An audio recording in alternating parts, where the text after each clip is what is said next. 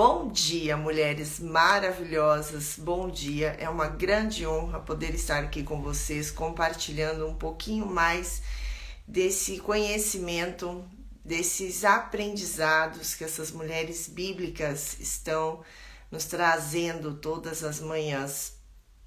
Hoje o pano de fundo é Abigail. Vamos aprender com Abigail como lidar, dentro de um casamento tóxico, A Abigail era casada com Nabal. Nabal era um homem considerado um dos homens mais ricos e influentes da região.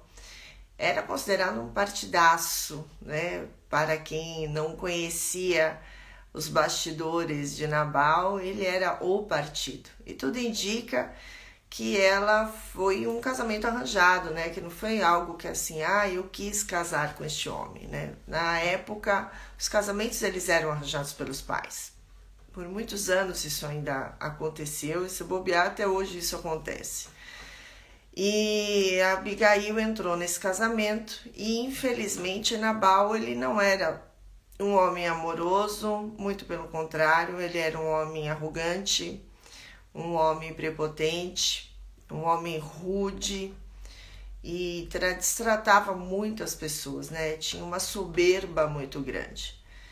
E quando ele se casa com Abigail, ele destrata muito Abigail. E o interessante é que a história de Abigail, a parte ali que eu estudei, ela está em 1 Samuel 25. Você veja, em um capítulo há tantos aprendizados. Vamos começar falando sobre esse homem que era descrito por Deus como duro e maligno. Pensa, um homem que é descrito por Deus como duro e maligno. Eu fico imaginando que as pessoas, porque assim, quando as pessoas têm um preconceito, têm um conceito, te veem de uma determinada forma, é uma coisa. Quando Deus te vê, nos vê de uma forma tão pejorativa dessa forma, duro e maligno, é muito terrível isso, Porque Deus nos vendo dessa forma, Deus sonda o nosso coração de uma forma que até nem nós nos conhecemos como Deus nos conhece. Então, é algo aí para ser um grande alerta. E uma das perguntas que eu me fiz, conforme eu fui estudando a história de Abigail, é quantas foram as vezes que nós julgamos alguém pela aparência? E quantas foram as vezes que você foi julgada pela sua aparência? Veja, Nabal aparentemente era um homem maravilhoso, era um partidaço, um homem extremamente bem-sucedido, um homem rico, um homem que tinha ali um homem influente, mas no fundo, ele era um homem muito cruel, era um homem mesquinho, porque quando Davi procura por Nabal, pedindo ali para compartilhar um pouco de alimento para ele e para os seus soldados, o Nabal assim trata os soldados extremamente mal e coloca todo mundo para correr, Tanto que se não fosse a intervenção de Abigail, todos teriam morrido, inclusive Nabal. E Nabal, ele morre, mas não pelas mãos de Davi, ele morre pelas mãos do próprio Senhor, Deus abate, Então Deus toca nele e ele morre. Então veja que Deus fez a justiça dele no momento exato, no momento certo, Deus fez a justiça dele. Mas vamos nos atentar a Abigail. E pensando, que Abigail vivia nesse casamento tóxico, um homem agressivo, um homem bruto, e eu fico imaginando que se ele tratava todo mundo com essa arrogância, com esse desdém, eu fico me perguntando como que ele tratava Abigail. Porque geralmente as esposas, elas são os maridos, né, são os primeiros alvos, né, são as pessoas onde os ataques vão sempre na esposa e no marido, porque é onde é o porto seguro, né? Então ali eu posso bater, né? Bater no sentido de uma agressão verbal, não tô nem falando de agressão física, tô falando de uma agressão verbal, porque ali é um porto seguro, então eu posso insultar, eu posso murmurar, eu posso reclamar, eu posso jogar todos meus cachorros em cima, que ali eu sei que a pessoa me ama, então tá tudo certo. E naquela época não tinha nem o conhecimento que nós temos hoje, não tem nem essa clareza que nós temos hoje, então eu fico imaginando o quanto que essa mulher sofreu nas mãos de Nabal. E quantas são as mulheres que sofrem dentro de um relacionamento tóxico? Quantas são as mulheres que sofrem de uma agressão verbal, que sofrem de uma agressão física e até mesmo sexual? Porque geralmente dentro de um casamento onde há uma agressão verbal e há uma agressão física, há também uma agressão sexual. E o que eu estou querendo dizer de diferente de uma agressão física e de uma agressão sexual? A agressão física é quando o homem ele encosta na mulher, ele bate mesmo na mulher, mas não toca, não há uma violência sexual, simplesmente ele bate no corpo dela, né? Dá uns tapas, dá uns murros, empurrão e por aí vai. E a violência sexual é aquele marido que ele força mesmo o ato sexual, mas de uma forma mesmo agressiva, não de uma forma não de acordo em ambas as partes, né? Então, isso já é uma violência sexual. E quantas são as vezes, né, que nós, mulheres, né, que as mulheres sofrem por esse tipo de abuso? E conforme eu fui estudando a história de Abigail e fui estudando o quanto que existe ainda, né, histórias de violência doméstica e quantas mulheres, né, dentro dos seus lares, elas vivem um abuso de uma forma silenciosa, por medo, né, de represália, por medo de acontecer alguma coisa com os filhos, com medo do escândalo, né, e mesmo porque a mulher, quando ela está passando por esse processo de abuso, né, emocional, seja emocional, físico ou sexual, essa mulher, ela é muito... a identidade dela está muito abalada, a autoestima dela está muito abalada. Então, geralmente é uma mulher de baixíssima autoestima, porque o abusador, ele tem uma tendência a acabar com essa mulher com palavras. Então, ele tem uma tendência a criticar tudo que essa mulher faz. Então, se a mulher faz o arroz, é porque ela fez o arroz. Se ela lava a louça, é porque ela lava a louça. Se ela limpou a casa, é porque ela limpou a casa. Ou seja, nada do que essa mulher faz está bem feito. Sempre tem alguma coisa para colocar um defeito, sempre tem alguma coisa para menosprezar, sempre tem alguma coisa para diminuir. Eu tive durante uma época, num casamento que eu fui casada durante quase 11 anos, eu vivia muito isso. Então, meu ex-marido viajava muito e quando ele voltava, eu sempre gostava de receber ele muito bem. Então, não importava se ele chegava na sexta-feira de noite ou se ele chegava no sábado de manhã, eu gostava de fazer um jantar, algo assim para recebê-lo, afinal de contas ele tinha passado dias fora de casa. E todas as vezes que eu fazia alguma coisa para ele, era sempre uma discussão, uma briga, né? Por que eu fiz aquele determinado prato naquele dia, que aquele dia não era dia de fazer aquele prato, e o que eu tinha feito de errado. Então, assim, provavelmente ele fazia muitas coisas erradas quando ele saía, né? Mas ele tinha que culpar alguém para ele se livrar da culpa que ele mesmo carregava. Então ele jogava, transferia isso tudo para mim. E isso foi acontecendo de uma forma tão consecutiva, né? Quando eu fazia aniversário, eu gosto muito de festa, eu sou festeira, eu gosto de comemorar. Então sempre tinha uma crítica, sempre tinha uma reclamação. Então isso foi acontecendo tão frequentemente que chegou um dado momento que eu parei de fazer as coisas, né? Porque aquilo começou, era como se assim, nada do que eu faço tá bom, então eu não vou fazer mais nada. E a minha autoestima foi indo lá pro chão, né? Então assim, a minha identidade, ela foi sendo roubada. Conforme foi passando o tempo, a minha identidade, ela foi sendo roubada, a minha autoestima foi lá para baixo, né? Subiu, né? Então, minha baixa autoestima era assim, a zero, e isso tem uma tendência de entrar em depressão, e foi o que aconteceu comigo. E foi também o que aconteceu com Ana, né?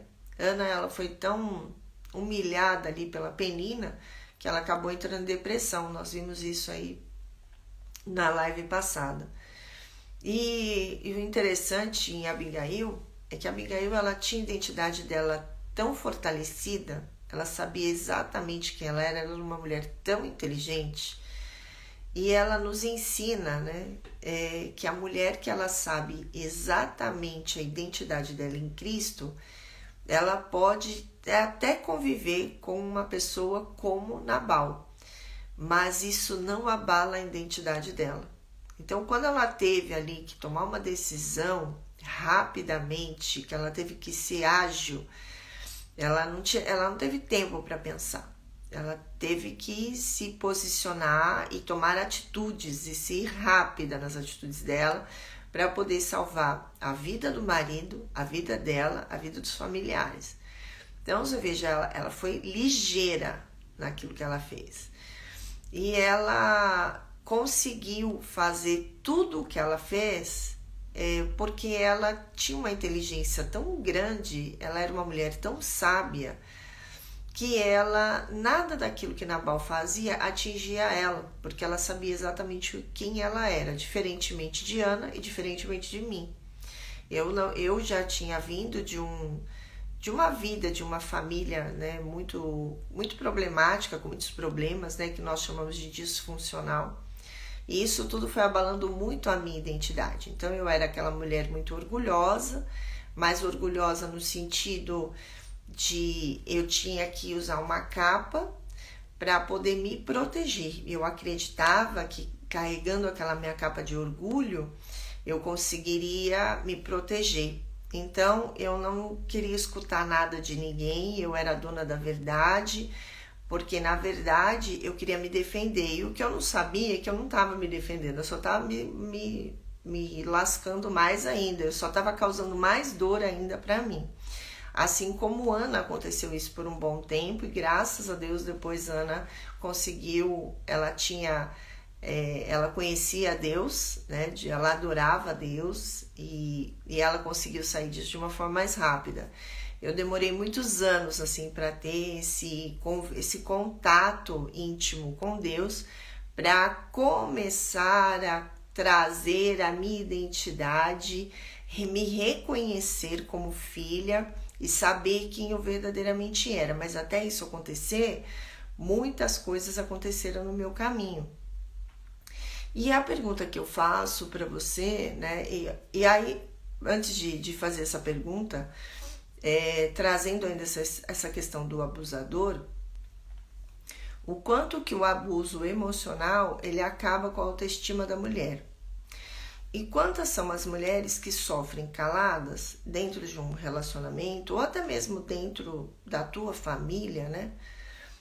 E elas vivem um ciclo vicioso, porque assim como a depressão ela é um ciclo vicioso, o abuso emocional também é um ciclo vicioso, porque quando a mulher ela começa a ser abusada emocionalmente, ela começa a liberar, né? Porque conforme ela é agredida verbalmente, ou fisicamente, ou sexualmente, ela libera hormônios e neurohormônios. E isso vai gerando um vício, porque conforme isso acontece com uma certa frequência, isso vai gerando um vício emocional. Então é como se ela se alimentasse dessas palavras, desses gestos, né, para que ela pudesse alimentar o vício emocional dela. E isso é tão sério que existem mulheres que chegaram já a ser internadas para que ela pudesse passar por um processo de abstinência, para que ela pudesse assim ficar distante desse abusador, para ela começar a se libertar desse vício emocional. Isso é tão sério, isso é tão sério, isso é tão sério, que se nós tivéssemos a consciência do que é um vício emocional, do que são esses hormônios e neurohormônios que o nosso corpo libera quando nós estamos passando por um processo de abuso emocional, nós teríamos muito cuidado com aquilo que nós falamos do outro e como nós nos comunicamos com o outro. Porque às vezes é uma palavra que você fala, é um gatilho que você aciona e aí vira uma bola de neve, a pessoa começa a reagir a uma palavra que você falou. E uma palavra que você disse, uma atitude que você teve, desencadeia uma série de ações e reações para alimentar um vício emocional. Isso pode trazer danos assim terríveis para uma pessoa.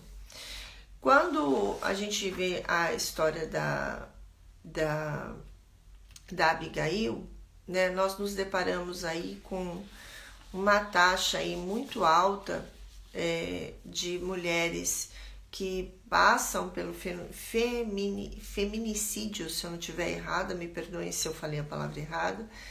E existem muitas mulheres que elas nem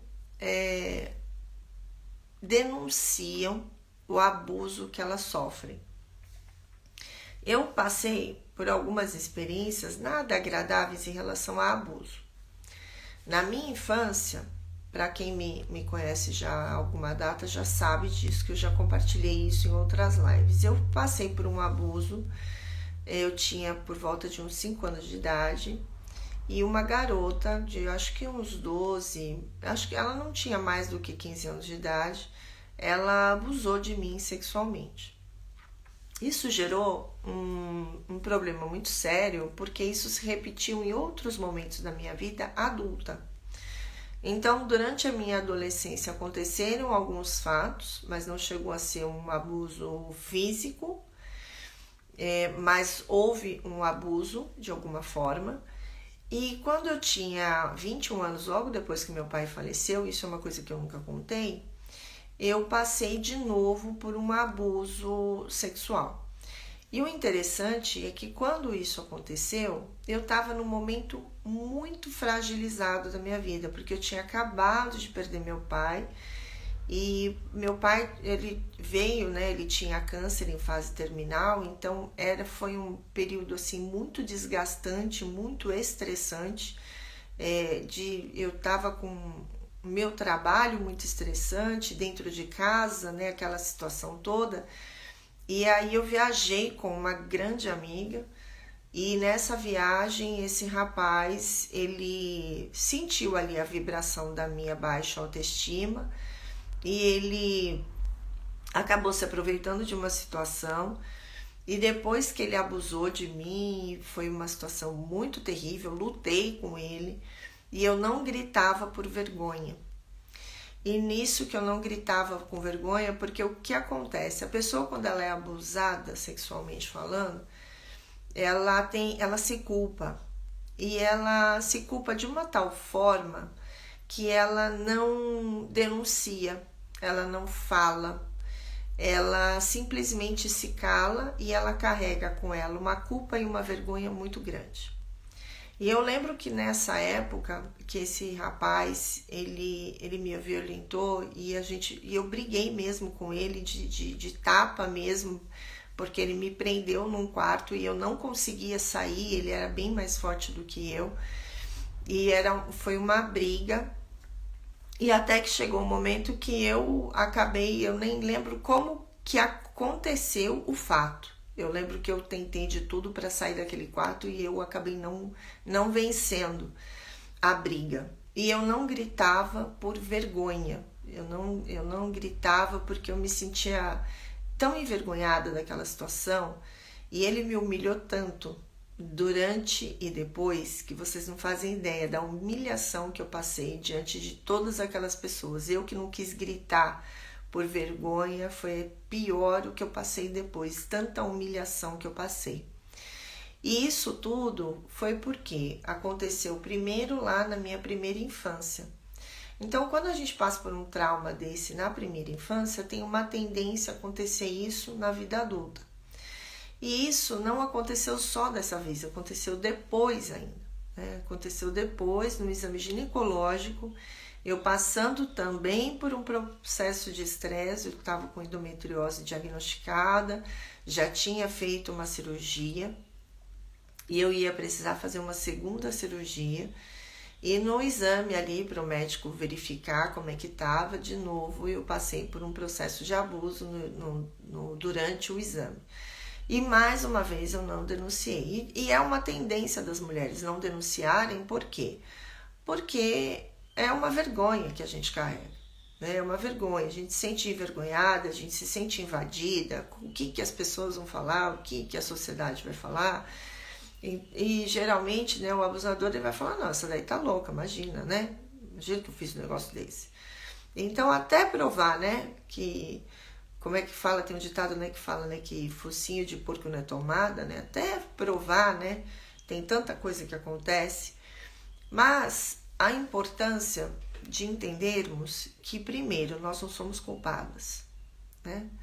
Nós não somos culpadas por passar por um processo de abuso sexual.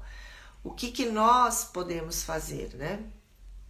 Denunciar, coisa que eu não fiz na época, mas eu aconselho a você a denunciar e a gritar. Não se calar como eu me calei, não se envergonhar porque tem alguém querendo abusar de você, mas realmente gritar, realmente fazer um escândalo, pedir socorro. Eu fiquei com vergonha de pedir socorro. Olha o tamanho da minha baixa autoestima, olha a que ponto eu estava, a ponto de não gritar, de não fazer alguma coisa para me defender e defender meu corpo. Então é tão sério isso, é muito sério, porque isso acarreta problemas seríssimos. E esse foi um dos problemas que me trouxe aquela capa de orgulho muito grande, de defesa, então ninguém podia encostar em mim, ninguém podia falar nada, para que eu pudesse me defender. E eu passei também por um processo, olha como que é esse negócio do vício emocional. Uma vez um rapaz, amigo do meu irmão, veio na porta da minha casa e fez um grande escândalo. Graças a Deus foi tremendo, que eu não escutei o que ele falava, porque eu estava no telefone na época, eu não lembro se ela era mulher do meu irmão ou se ela já era separada do meu irmão, eu não lembro. Mas eu lembro que ela era uma pessoa com que meu irmão mais velho havia se relacionado, ou estava se relacionando, e eu lembro que eu estava com ela no telefone, e o rapaz estava na porta da minha casa fazendo um escândalo que parece-me que a rua inteira ouviu, e Deus foi tão generoso comigo que eu não ouvi nada. Nada. Sabe o que é nada? Eu não ouvi nada. Eu sei que ele fez um escândalo porque eu sei que olha como é que foi o negócio, foi tão tenso que o pai de um amiguinho do meu irmão, ele saiu da casa dele, veio na porta da minha casa, e são assim muitas casas, para poder fazer o menino se calar, porque ninguém fazia o menino, e era um moleque, né? Era um moleque. Ele não tinha, acho que nem 17 anos na época, era um moleque, total moleque, não sabia o que estava fazendo, não sei se estava usando alguma coisa, eu não sei. Eu sei que ele veio e fez um escândalo tremendo na porta da minha casa, e isso tudo, se a gente for trazer aí o tal do vício emocional, é um vício, né? O constrangimento, é a vergonha, a baixa autoestima, a culpa. Tudo isso faz com que nós liberamos hormônios e neurohormônios. Então Deus foi muito generoso comigo naquela época, porque Deus me poupou de escutar as atrocidades que Ele falou, me poupou assim de me sentir mais envergonhada e mais constrangida do que eu havia escutado, Mas o que eu quero trazer para você, compartilhando aqui com vocês um pouquinho da minha história e trazendo para vocês a história de Abigail. Quantas de nós, mulheres, passamos, né, por um processo como esse? E isso não significa que nós devemos colocar, né, uma plaquinha, né, eu sou vítima, e enfiar a cabeça dentro da terra e acabou a nossa vida. Muito pelo contrário. É um momento que a gente precisa realmente buscar, né, em Deus quem verdadeiramente nós somos, a nossa verdadeira identidade, porque a partir do momento que nós sabemos quem verdadeiramente somos, nós temos a força, né, a estrutura, o posicionamento para podermos confrontar, entrarmos no confronto. Então, aquela pessoa que vinha antes e trazia palavras horrorosas, palavras para denigrir a imagem, palavras para trazer culpa, vergonha, constrangimento para o teu cenário, essa pessoa não tem mais força sobre você. Então, essa pessoa, o que ela fala não te atinge mais. Aí é um escudo completamente diferente. Aí, esse escudo que nós passamos a ter, na verdade, ele é o escudo de uma certeza de quem somos. Então, por mais que venham flechas inflamadas de todos os lados, querendo denegrir a sua imagem, a minha imagem, querendo nos colocar para baixo, querendo falar mal de nós, querendo dizer que somos coisas que não somos, tudo que as pessoas dizem, elas não nos atingem. Por que elas não nos atingem? Porque a identidade fortalecida, ela não é esmurecida. A identidade fortalecida, quando a pessoa vem com uma flecha inflamada, falar qualquer coisa que vai te trazer algum constrangimento, vergonha, porque o objetivo da seta inflamada é essa. Ela bate e ela volta para a pessoa. E às vezes, por exemplo, outro dia eu escutei algo assim tão feio, tão vulgar assim para se dizer para uma mulher, e em outras épocas eu teria ficado assim mal, eu teria ficado muito para baixo assim pelo que eu escutei. Foi algo assim muito grosseiro assim vindo da parte de um homem. E a hora que eu escutei aquilo, eu falei, eu não concordo com você, e eu falei, isso não é coisa que se diz para uma mulher e nem para ninguém. Isso é muito grosseiro, isso que você está dizendo. Então ali eu repreendi na hora, eu me posicionei no mesmo segundo, milésimo de segundo eu me posicionei, e a pessoa falou para mim, realmente eu fui infeliz na minha colocação.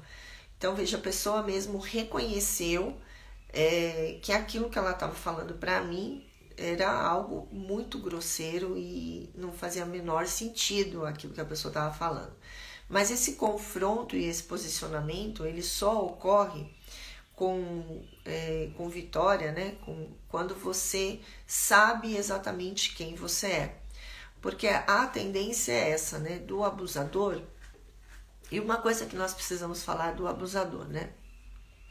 O abusador, ele só abusa, né? Ele só parte para uma agressão, seja ela física, verbal ou sexual, quando, na verdade, ele já passou por algum processo de agressão, ou seja, só machuca quem foi machucado um dia.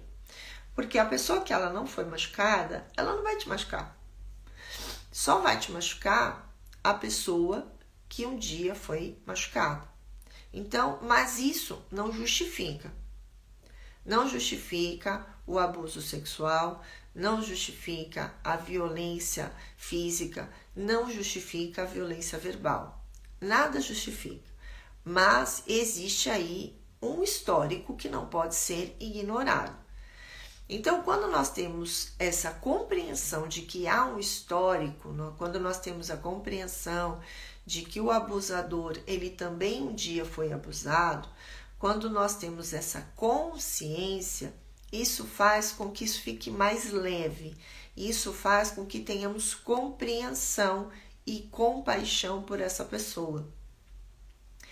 E dessa forma fica mais leve o fardo, né? Então, assim, quando nós, por exemplo, quando eu vejo tudo que eu passei desde a minha infância até a minha idade adulta, de abuso, seja físico, emocional, verbal ou sexual, quando eu vejo, né, o cenário desses três, de todo o processo que eu passei, eu olho para essas pessoas e eu olho para essas pessoas com um olhar de compaixão.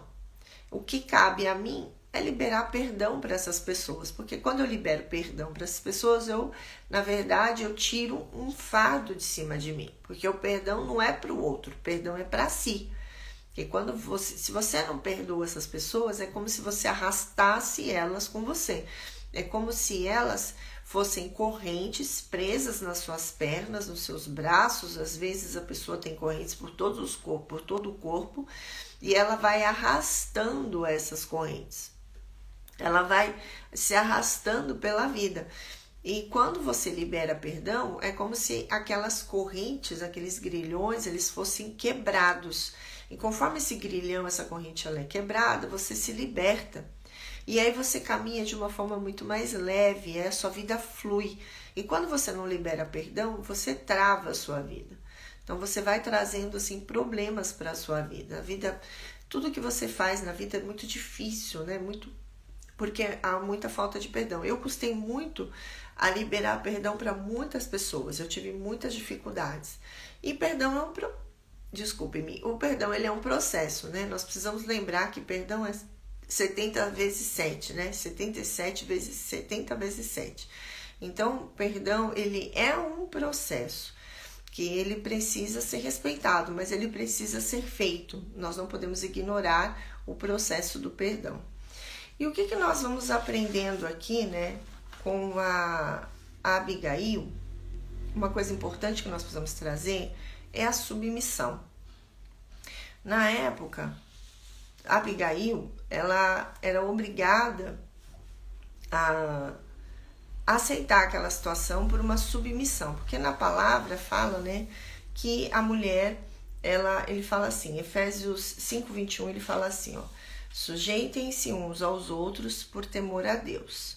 É um sinal de igualdade baseada no amor. E aí ele fala assim, em Efésios 5, deixa eu ver se eu... Aqui. Em Efésios 5, 22, 24, ele fala assim, esposas, sujeite-se cada uma a seu marido como ao Senhor, pois o marido é a cabeça da esposa, como Cristo é a cabeça da igreja. Ele é o salvador de seu corpo, a igreja. Assim como a igreja se sujeita a Cristo, também vocês, esposas, devem se sujeitar em tudo o seu marido. Quando a gente lê isso, a gente vê, quando lê assim, sujeite-se, esposa, sujeite-se cada uma a seu marido. Então, dá a entender que tudo que o marido, se você pegar essa frase isolada, que tudo que o marido faz, você tem que falar amém. Se ele te bater, você fala amém. Se ele mandar você lamber o chão, você fala amém. Tudo você fala amém. E na verdade, quando a gente vai continuando a ler, nós vamos entendendo que quando Deus, ele diz que um homem e uma mulher é uma só carne, ele está dizendo que há uma igualdade, mas essa igualdade, ele está dizendo que é uma igualdade de respeito, uma igualdade de amor. Ele está dizendo que esse casamento não tem rivalidade, nesse casamento não tem competição, nesse casamento há amor, há parceria, há cumplicidade, nesse amor há respeito, nesse casamento há respeito. Então, quando ele fala sobre a submissão, ele fala que a mulher ela é submissa à missão do casamento. Então, dentro do casamento, a mulher vai ter as responsabilidades dela, assim como o homem vai ter as responsabilidades dele. Não significa que o homem pode ser um agressor e a mulher falar amém. E muitas vezes essa questão da submissão ela é vista de uma forma distorcida. E aí existem muitas mulheres que vivem aí um casamento opressivo, porque elas pegam a submissão como uma mulher diminuída, como uma mulher inferior. E a própria palavra fala que não é isso, que é um casamento de respeito, de honra, não é um casamento feito que um tem que ser melhor que o outro, muito pelo contrário, cada um tem o seu papel, mas os dois devem se respeitar. Por isso que ele fala que assim, maridos, ame cada um a sua esposa como Cristo amou a igreja. Ele entregou a vida por ela a fim de torná-la santa, purificando-a ao lavá-la com água por meio da palavra. Assim o faz para apresentá-la a si mesmo como uma igreja gloriosa, sem mancha, sem ruga ou sem qualquer outro defeito, mas santa e sem culpa. Da mesma forma, os maridos devem amar cada uma a sua esposa como amam o próprio corpo. Pois o homem que ama a sua esposa, na verdade, ama a si mesmo. Ou seja, ele está deixando aqui muito claro que quando está se falando de submissão, é uma mulher submissa à missão do casamento, e que o homem não só deve amá-la, como deve respeitá-la, porque ela é uma mulher considerada uma mulher santa, ou seja, uma mulher que ela honra esse marido, uma mulher que respeita esse marido. Então, o mesmo respeito que o homem dá a essa mulher retribui esse respeito a ela. O mesmo valor que essa mulher dá para esse marido dá para essa mulher. Então veja que não é um casamento baseado em rivalidade, em disputa, em competição, quem é melhor que quem, ninguém é maior do que ninguém. Então, do mesmo jeito que o homem precisa honrar essa mulher e respeitá-la como santa, essa mulher também precisa fazer da mesma forma, respeitar e amar esse marido, honrar esse marido. E aí, uma pergunta que eu fiquei me fazendo, porque quem me acompanha sabe que eu estudo muito Provérbios, e Provérbios fala muito sobre a mulher rixosa. E eu fiquei me perguntando, né? Aqui nós estamos usando o pano de fundo que é Abigail, que veio desse relacionamento com esse marido rude, com esse marido, né, que era aos olhos dos outros, né, um homem que não tinha nem diálogo com ele. E eu fico me perguntando quantas são as mulheres que estão como Nabal, né, que são críticas, que são briguentas, que são rixosas.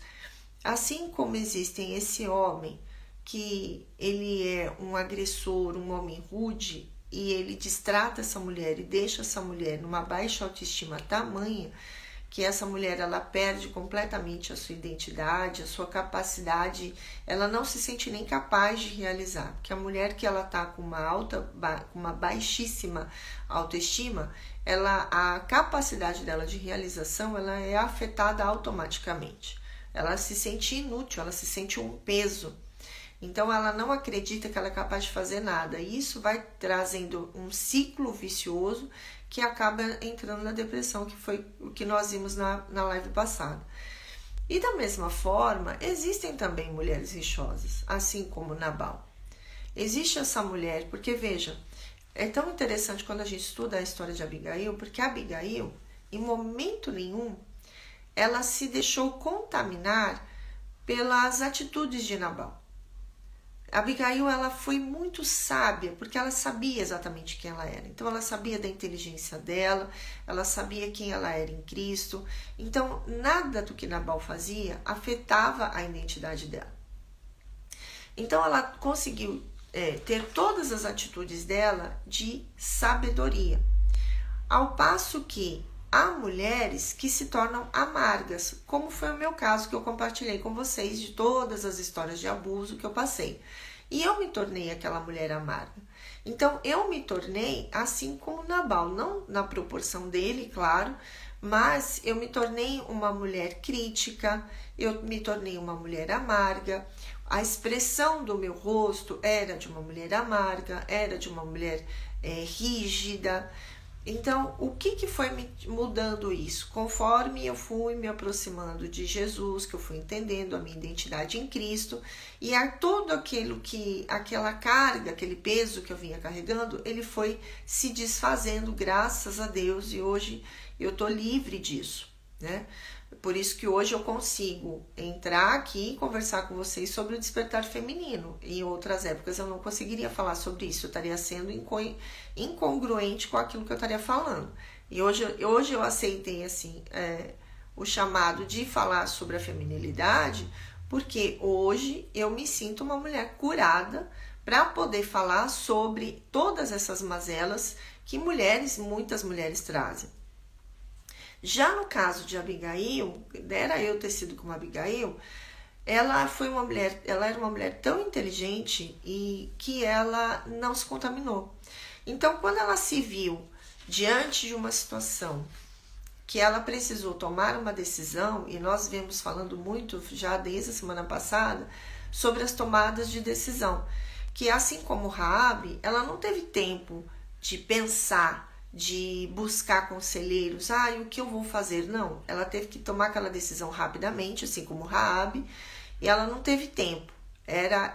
Ou ela tomava aquela decisão naquele momento e salvava a vida dela, a vida de Nabal e a vida dos familiares, ou toda a família ia ser exterminada ali pelos soldados de Davi, porque o desprezo que Nabal fez com Davi foi tremendo, assim, ele foi hostil, né, e ingrato, porque enquanto os soldados de Davi estavam ali, ninguém encostou nas ovelhas, ninguém encostou nos torcedores, estava todo mundo ali, estava todo mundo, como que eu posso dizer, protegidos pelos soldados de Davi. E o Nabal foi, assim, muito infeliz ali na sua posição. Então, quando ela se posicionou ali, que ela preparou pães, ela preparou vinho, ela preparou bolos, ela foi preparando várias coisas ali de alimentos e colocou tudo no jumento, levou tudo para Davi e pediu perdão ali para Davi e falou: olha, a culpa é toda minha, né? Desculpa, não vi seus soldados, a culpa é minha. Então, assim, ela pegou aquilo para ela. E Davi, naquele momento, viu nela uma mulher virtuosa, viu nela a mulher, né, nobre que ela era. E graças à atitude de Abigail, Davi não derramou sangue inocente. Então, assim, veja que ele teve Deus teve todo um cuidado ali, né? E a Abigail foi muito sábia. E ela nos ensina mais uma coisa, né? Que além dessa sabedoria dela de tomar atitude e de fazer aquilo que Nabal deveria ter feito e não fez, e ela fez tudo isso sem consultar Nabal, ela fez isso tudo por debaixo dos panos. Que enquanto Nabal estava lá na festa dele, tosqueando as ovelhas dele, ela estava lá, correndo, fazendo tudo ali para levar para Davi. E uma outra atitude sábia que ela teve é que quando ela voltou, ela não sentou na frente de Nabal e falou para ele o que ela fez, porque ele estava embriagado. Então, ela nos ensina, né, a sabedoria de saber o momento certo de se posicionar, o momento certo de você falar. Então, ela viu que aquele ali não era o momento certo. Ele estava embriagado e se ela fosse falar qualquer coisa para ele naquele momento, não ia dar certo. Então, o que ela fez? Ela esperou no outro dia, que ele não estava mais sob efeito de álcool, que ele estava livre de álcool, ele estava consciente.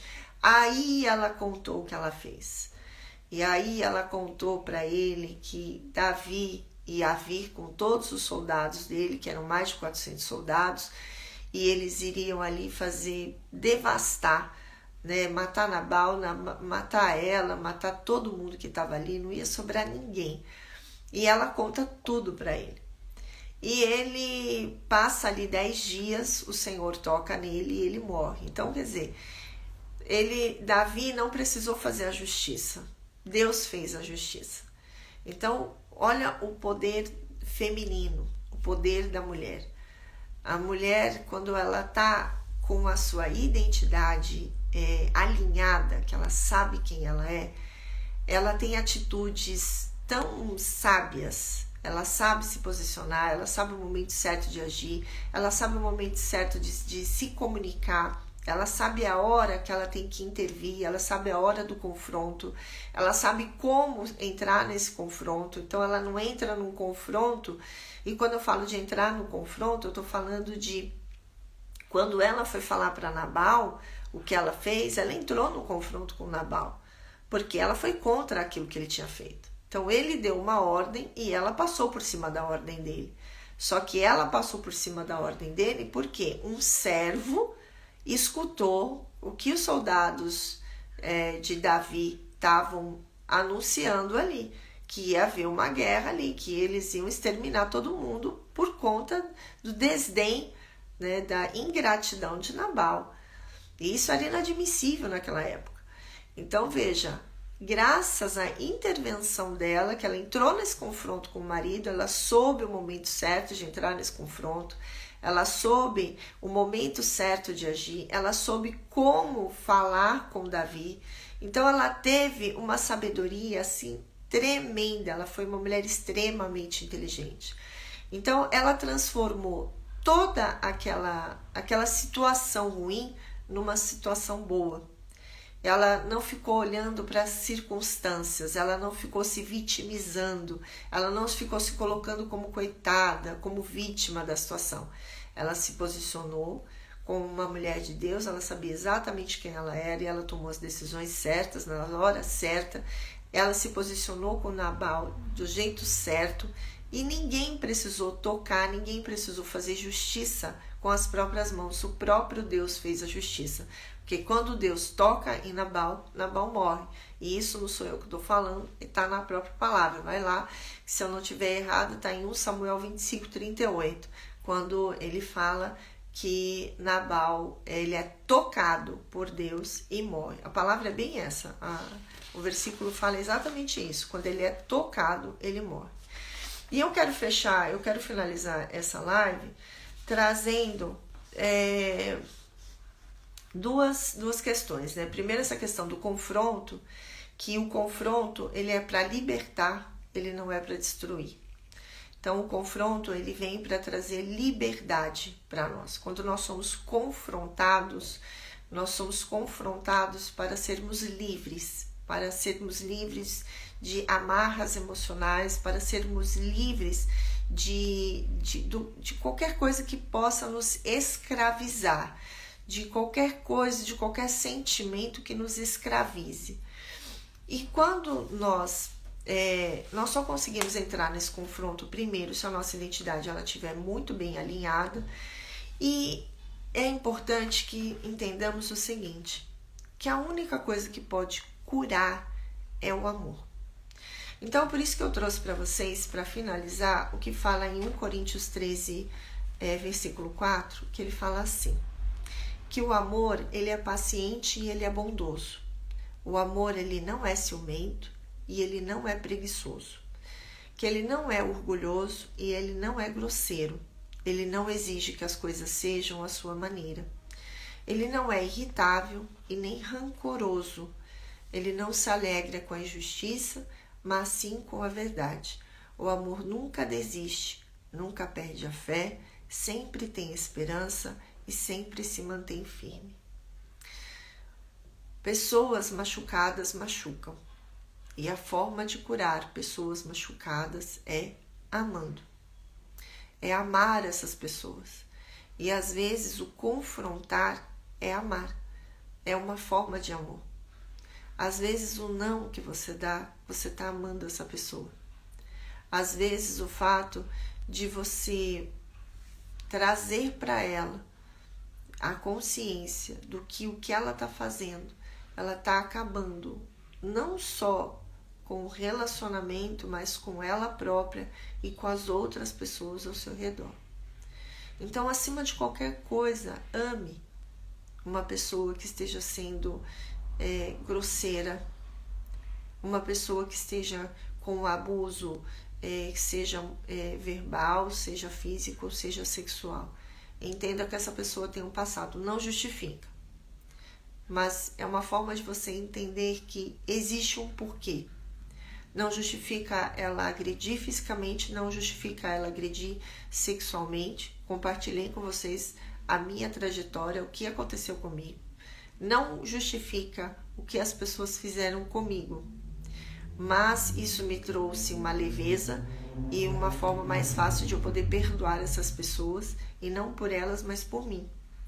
Porque o mal que elas causaram a mim, não cabe a mim fazer justiça, cabe a Deus fazer justiça. Então, está nas mãos de Deus essas pessoas que de alguma forma me prejudicaram, seja fisicamente, seja moralmente. Então, as pessoas que me prejudicaram, elas vão pagar para Deus, assim, do mesmo jeito que se eu fizer qualquer coisa, a justiça de Deus vai recair sobre mim. Então, nenhum de nós estamos livres dessa justiça de Deus, todos nós, né? Então, nós precisamos entender que o amor é que salva. Então, que nós possamos olhar com um olhar de amor, com um olhar de compaixão. Porque quando nós amamos, quando nós temos um olhar de compaixão, tudo muda. O amor, ele cura tudo, tá bom? Um beijo grande. Bom dia, Manuel. Fiquei feliz demais de ver você aqui, viu? Saudade de você. Um beijo grande para você, um beijo grande para você, Eliane. Seja muito bem-vinda. E foi uma grande honra e espero que tenha feito sentido para vocês a live de hoje. E que você questione, né? Como que tá a sua identidade? Se você está com a sua identidade alicerçada em Cristo, se o que as pessoas estão falando, as flechas inflamadas que vêm de todos os lados, elas estão de alguma forma te afetando, ou se você está administrando isso de uma forma confusa.